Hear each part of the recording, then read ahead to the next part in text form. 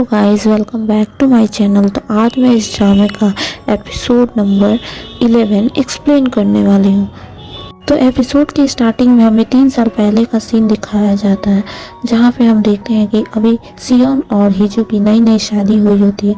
वो दोनों घर आते हैं, दोनों एक दूसरे से कुछ नहीं बोल रहे होते। सियोन अपना फ्रिज खोलकर पानी पीता है, हिजू उसको देख रही होती है लेकिन वो कुछ नहीं बोलता। फिर हिजू अपने रूम में चली जाती है और देखती है कि बहुत अच्छा रूम है। तभी सियोन का मैसेज आता है जो उसे बोल रहा होता है कि ये बेडरूम अब से तुम्हारा है, मैं तुम्हारे बेडरूम में नहीं जाऊँगा, मेरा बेडरूम इस साइड है तो तुम मेरे बेडरूम में मत आना, हम दोनों एक दूसरे के बेडरूम में नहीं जाएंगे।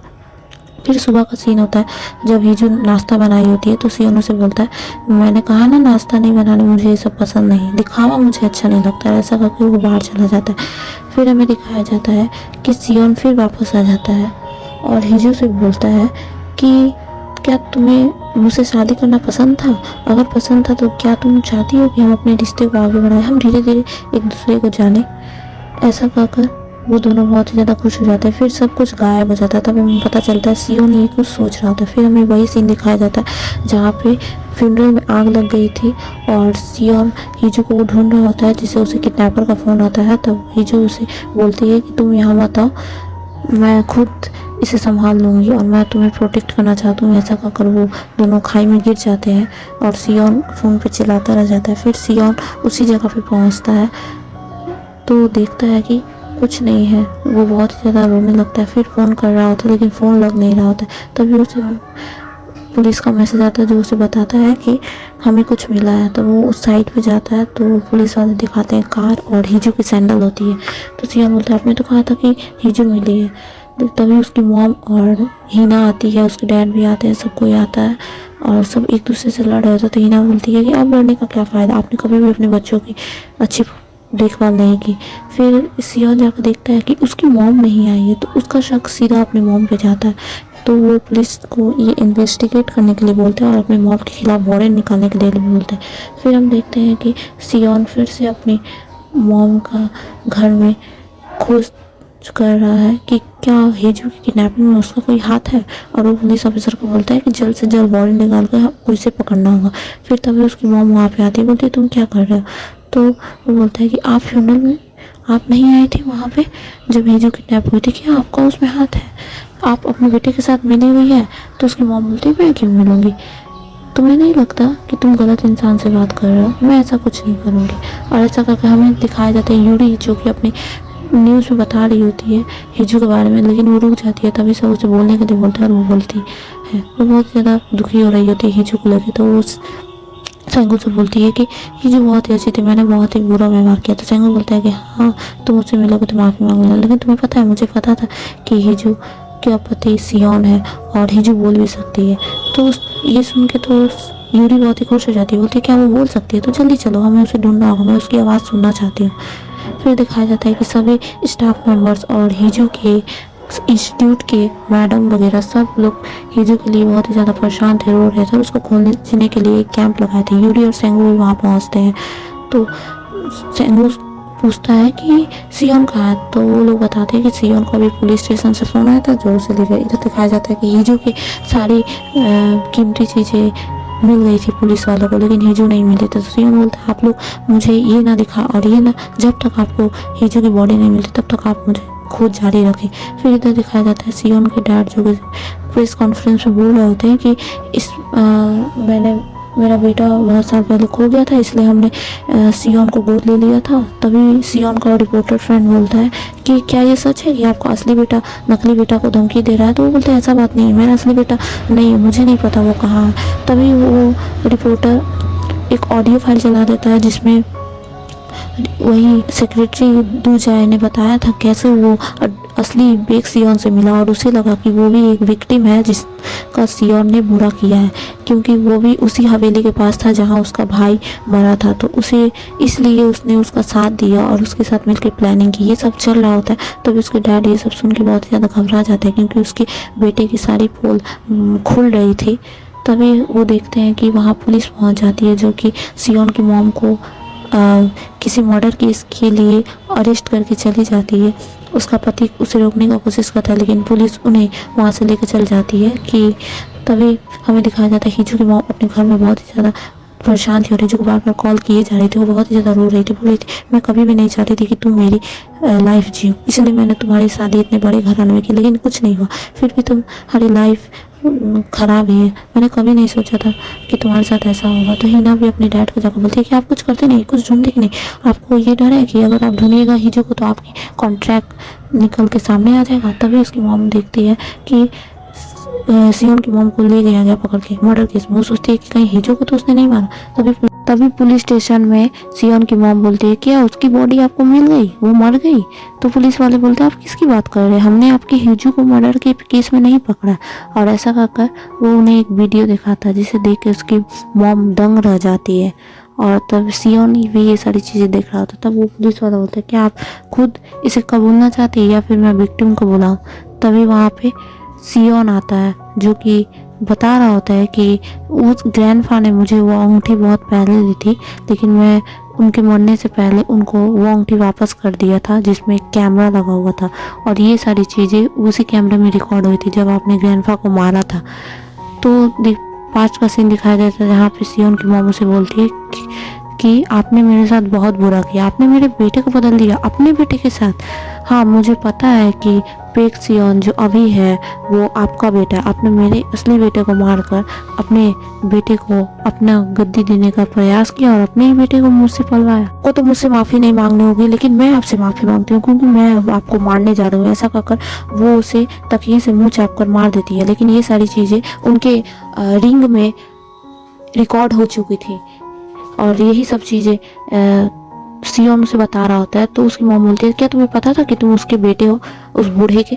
तो वो बोलता है हाँ मुझे पता था, लेकिन इससे कोई फ़र्क नहीं पड़ता, आपको बताना होगा कि हिजू कहाँ है। अगर आप बता दीजिएगा तो मैं आपकी सज़ा को कम करा दूंगा। तो उसकी मॉम बोलती है क्या तुम्हें लगता है कि अगर मैं हिजू को किडनैप करती तो उसे मैं जिंदा रखती?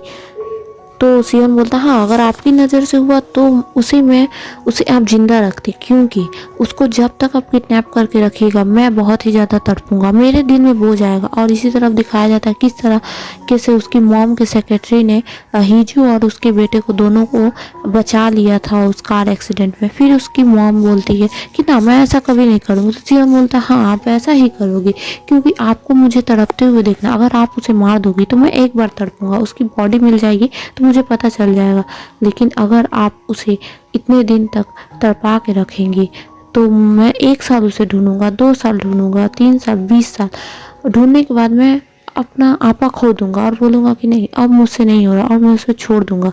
लेकिन फिर जब 20 साल बाद आप मुझे लाओगी तब मुझे एक दिल में दर्द सा होगा कि मेरी पत्नी जिंदा थी और मैंने उसे मरा हुआ समझ के छोड़ दिया। ऐसा दुख तो सबसे बड़ा होता है। और ये सारी चीज़ें सियोन की सारी बातें हिजू भी दोहराई थी, वो भी सारी यही बातें बोलती कि आप मुझे जिंदा रखेगी, सियोन को बुरा लगने के लिए, उसे हमेशा गिल्टी होने के लिए कि उसकी वाइफ जिंदा होते हुए भी उसे नहीं मिली। लेकिन पुलिस को ये सब बोल ही रहा था, पुलिस को उनका लोकेशन मिल जाता है जहाँ पे हिजू किडनैप थी और इधर दिखाया जाता है वो सब चले जाते हैं। तभी इधर दिखाया जाता है कि सेक्रेटरी को किस तरीके से उसकी मॉम ने बोला था कि मुझे अगर कुछ हो गया तो तुम मेरे बेटे और उस हिजू का ध्यान रखना, उसे मार देना हिजू को और मेरे बेटे को बचा लेना। तो सेक्रेटरी जाता है उस रूम में और वो हिजू को देखता है। इधर सियोन भी अपनी कार लेकर हिजू को ढूंढने के लिए निकल जाता है और वो भगवान से प्रार्थना कर रहा होता है, लेकिन वो सेक्रेटरी हिजू को कुछ नहीं करता और उसे उठा देता है, जगा देता है। तो हिजू बोलती है कि क्या हुआ? तो वो सेक्रेटरी बोलता है यहाँ से भाग जाओ नहीं तो वो सब तुम्हें मार देंगे, और ऐसा कहकर वो उसे भगा देता है। हिजू बाहर भाग रही होती है, बोल रही होती है मुझे मरने का डर नहीं है, मुझे इस बात का डर है कि मैं लास्ट टाइम तुम्हें नहीं देख पाऊंगी सियोन, और ऐसा कहकर वो भाग रही होती है।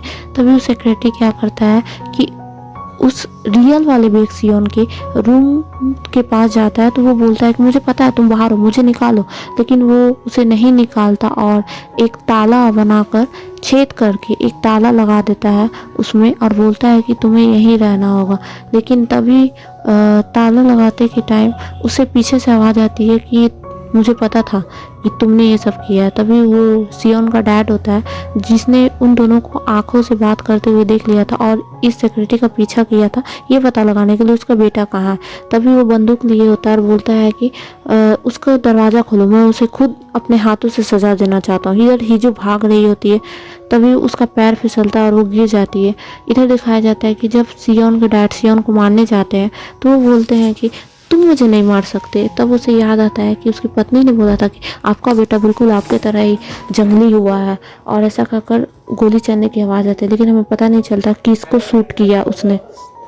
फिर हिजू को दिखाया जाता है जो कि किडनैपर उसे खोज रहा होता है। हिजू देख लेती है कि किडनैपर उसे बुला रहा होता है, वो बच रही होती है। फिर उसे कार नजर आती है, वो जल्दी से उस कार के सामने कूद जाती है।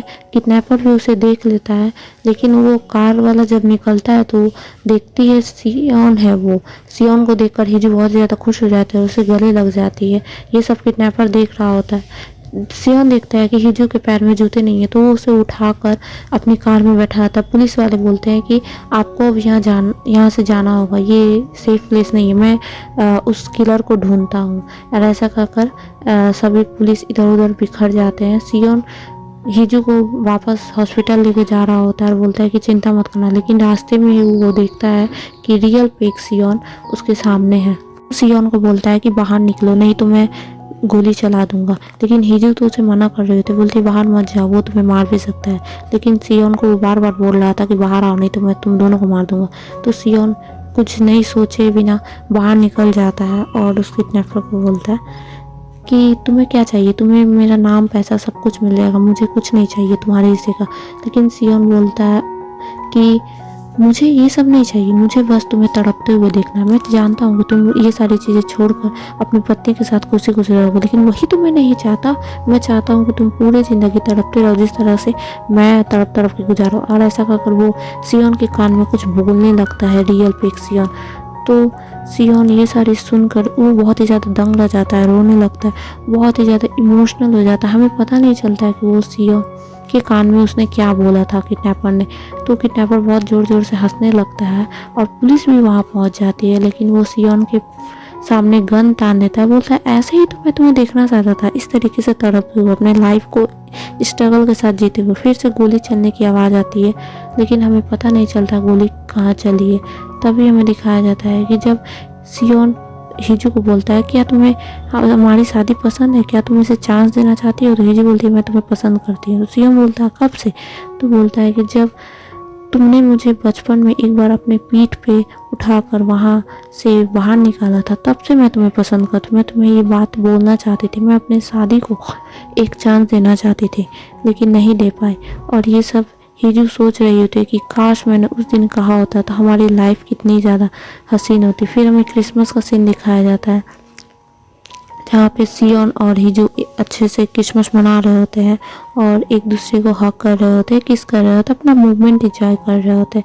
वो दोनों बहुत ही ज़्यादा खुश थे एक दूसरे को पाकर। लेकिन तभी उसे कुछ जलने की आवाज़ खुशबू आती है, तो देखते हैं वो लोग कि खाना उनका जल गया और ये सब करके वो बहुत ही ज़्यादा खुश हो रहे होते हैं। तभी ये दिखाया जाता है कि ये सारी चीज़ें इमेजिनेशन थी हिजू की, कि काश मैं उस दिन अपना लव कन्फेस कर देती तो आज ऐसा नहीं होता। हिजू अपने रूम में अकेले बैठ के बहुत ज़्यादा सैड हो रही होती है, सियोन को बार बार कॉल लगा रही होती है, लेकिन कॉल नहीं लग रहा होता है।